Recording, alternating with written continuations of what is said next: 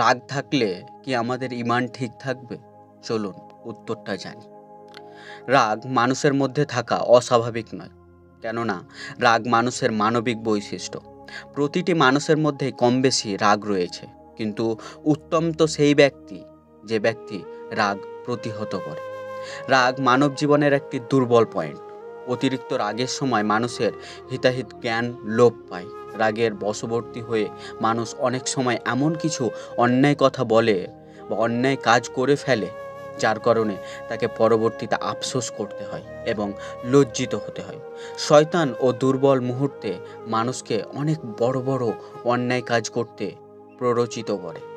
তাই রাগের সময়ে রাসূল সাল্লাল্লাহু আলাইহি ওয়াসাল্লাম বলেছেন, বিতাড়িত শয়তান থেকে আল্লাহর নিকট আশ্রয় প্রার্থনা করতে বলেছেন, অর্থাৎ আউযুবিল্লাহি মিনাশ শাইতানির রাজিম পাঠ করতে নির্দেশনা প্রদান করেছেন এবং রাগ না করার জন্য বারবার উপদেশ দিয়েছেন।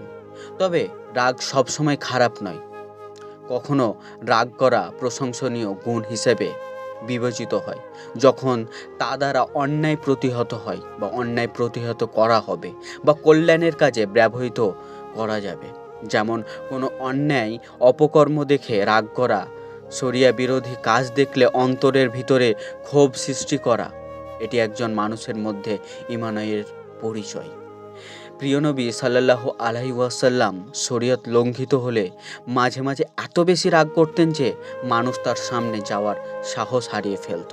কিন্তু তিনি এটাও বলেছেন, ব্যক্তিগত ছোটোখাটো বিষয়ে রাগারাগি ও ঝগড়াঝাটি করা খুবই অপছন্দনীয় একটি বৈশিষ্ট্য। কিন্তু বলেছেন, ব্যক্তিগত ছোটোখাটো বিষয়ে রাগারাগি ও ঝগড়াঝাটি করা খুবই একটি অপছন্দনীয় বৈশিষ্ট্য।